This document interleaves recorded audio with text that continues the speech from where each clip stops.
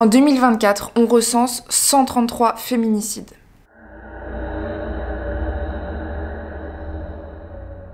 Avant de commencer, je voulais quand même vous souhaiter une bonne année 2025 en espérant qu'elle soit meilleure que 2024. Et je voulais aussi vous remercier d'être toujours présent et d'être comme vous êtes, ça me touche énormément. On va se faire rapidement un petit point sur ce qu'est un féminicide. Un féminicide, c'est le meurtre d'une femme ou d'une fille fait en raison de son genre, c'est-à-dire qu'on la tue parce que c'est une fille ou une femme. C'est fait par un homme qui a de la haine et qui du coup le pousse à tuer les femmes pour avoir le contrôle, parce qu'ils ont du mépris pour les femmes ou des choses comme ça. Attention, dans cette vidéo, je ne vais pas mettre tous les hommes dans le même sac. Il ne faut pas oublier qu'il y a des hommes aussi qui souffrent de violences conjugales et qui sont aussi parfois tués par leur conjointe. En 2022, on a recensé 27 hommes qui sont morts sous les coups de leurs femmes. J'ai pas trouvé les chiffres de 2024 parce que je pense qu'il y en a moins et que c'est quand même moins fréquent que ça arrive pour les hommes, mais ça existe quand même, et ça, il faut pas l'oublier. Comme je vous le disais au début, en 2024, on a recensé au moins 133 féminicides en France. En 2017, on comptait plus de 87 000 féminicides dans le monde entier. Les féminicides reconnus. Enfin, dites-vous que ça peut être encore plus. Parce que parfois, on ne retrouve pas les corps, ou on n'a pas de preuves, ou des choses comme ça. Enfin, c'est vraiment énorme. Chaque histoire dont je vais vous parler aujourd'hui nous rappelle vraiment l'urgence de lutter contre les violences faites aux femmes. On casse un vase, comme on détruit un objet. Elle a reçu une dizaine de coups de machette. L'ex-mari de Karen a été interpellé le lendemain. Bon, j'ai pris la décision de demander le divorce. Alors au départ, il passait par toutes les phases. Il acceptait, enfin bref, grand seigneur. Mais il m'a dit une chose qui est toujours restée dans ma tête. Si les enfants, je ne peux pas les avoir, personne ne les aura.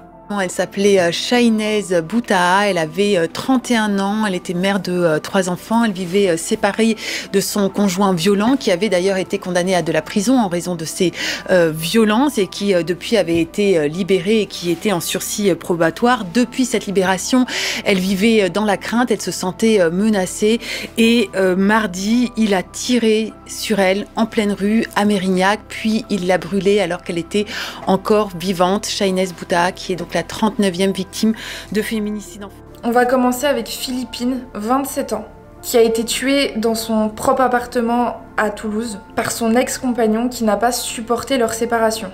Philippine avait déjà porté plainte plusieurs fois auparavant, mais rien n'avait été fait. Rien n'avait été mis en place. Ensuite, on a Camille, 34 ans, qui a été abattue par son conjoint, qui lui-même s'est suicidé par la suite.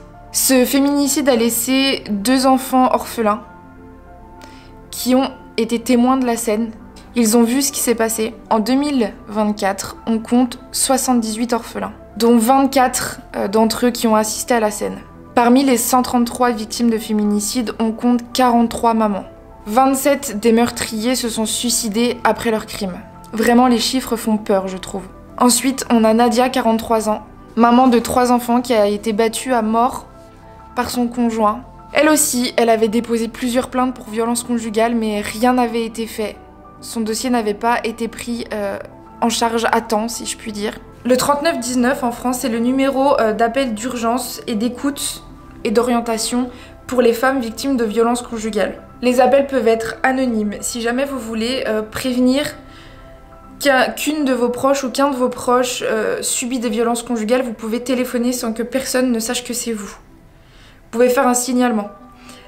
Les appels sont gratuits, vous pouvez appeler 24 h sur 24, 7 jours sur 7, il y aura toujours quelqu'un pour vous répondre. C'est important de le faire et si jamais vous voyez que ça ne fonctionne pas, vous téléphonez au 17 ou vous... En fait, il faut absolument réagir. C'est simple de dire à quelqu'un victime de violence conjugale, oui mais pars, nanana. La personne, elle n'entendra pas ce que vous lui dites. Si vous pouvez l'aider autrement, faites-le. Vous pouvez vous-même l'accompagner, porter plainte, ou si vous pouvez vous-même la mettre en sécurité, faites-le. Elle ne partira pas d'elle-même. Pour la Belgique, le numéro d'urgence, c'est le 0800 30 030. C'est les mêmes conditions que pour la France. L'appel est gratuit, vous pouvez appeler 7 jours sur 7, 24 h sur 24. Je sais que la plupart des personnes là, qui regardent les vidéos viennent soit de Belgique, soit du Canada, pardon. Donc je vais aussi vous donner le numéro du Canada. J'ai pas tout retenu, du coup je vous le lis, mais c'est le 1 866 863 05 11 en Ontario. Et pour le Québec, c'est le 1-800-363-90-10. C'est les mêmes conditions, c'est gratuit 24 heures sur 24, 7 jours sur 7. On continue avec Marianne, 56 ans. Elle a été retrouvée sans vie à Paris dans son appartement. Elle a été étranglée par son mari, avec lequel elle était en instance de divorce. Il n'a pas supporté une énième dispute par rapport à ça et il l'a étranglée. Je voulais aussi vous parler de ça parce que pour moi ça va dedans, l'affaire de Gisèle Pelicot. On en a entendu beaucoup parler en 2024 et pour moi c'est une forme de féminicide parce que, comme elle l'a dit, elle n'aura pas assez d'une vie pour s'en remettre. Gisèle Pelicot a été victime de viol. Elle a été droguée à son insu pendant plus de 10 ans. Elle a été filmée, violée par des inconnus pendant plus de 10 ans sans jamais se rendre compte, sans jamais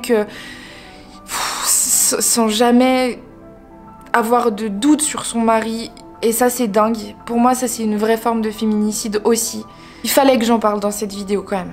En France, la protection pour les femmes de violences conjugales, je la trouve encore insuffisante, même s'il y a du mieux. Les gendarmes et policiers sont quand même plus formés à prendre les plaintes, mais c'est pas encore ça. Combien de femmes vont encore devoir mourir avant qu'on fasse réellement quelque chose? On est actuellement le 3 janvier. Il y a déjà eu un premier féminicide en 2025, dans la nuit du 31 au 1er janvier.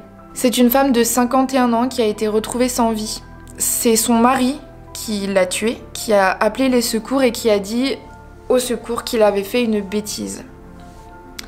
En 2025, on ne peut pas dire que c'est une bêtise de tuer quelqu'un. On ne peut pas dire que c'est une erreur de tuer quelqu'un.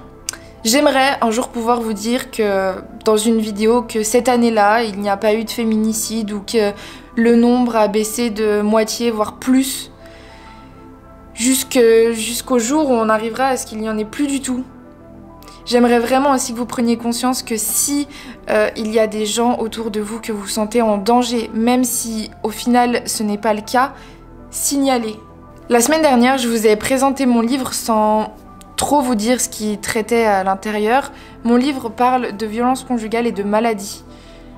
Ça me fait une très bonne transition pour vous laisser avec une vidéo que Isaac a fait, mon conjoint. Dans mon livre, je montre vraiment la difficulté qu'ont les femmes en fait à pouvoir partir de l'emprise de leur mari, de leur conjoint, de leur ex-conjoint, qui les harcèle, qui les menace sans cesse jusqu'au jour où peut-être qu'ils passeront à l'acte ou pas. On peut stopper ces hommes-là avant qu'ils ne passent à l'acte.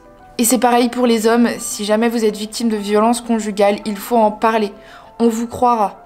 Sur ce, je vous laisse avec la vidéo pour mon livre et on se retrouve pour une prochaine vidéo. Et si une vie pouvait en illuminer une autre?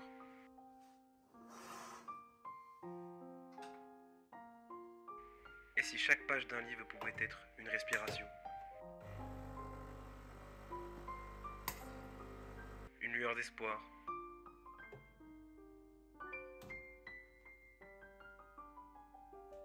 Une invitation à ressentir.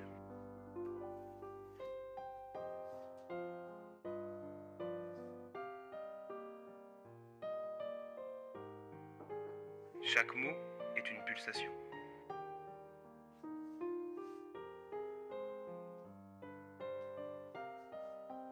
Chaque page, un souffle. Un livre pour ceux qui rêvent encore, qui aiment intensément et qui osent croire que même dans l'ombre,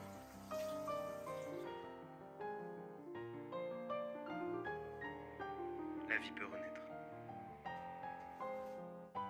Et si vie pour moi était une promesse murmurée dans le silence, une main tendue vers ceux qui cherchent encore la lumière, c'est l'histoire de l'amour qui ne s'éteint jamais.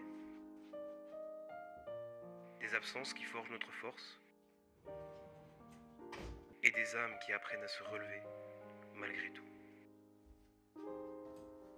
Vie pour moi,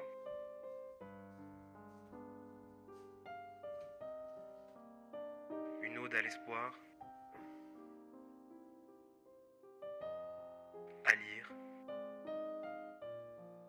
à ressentir.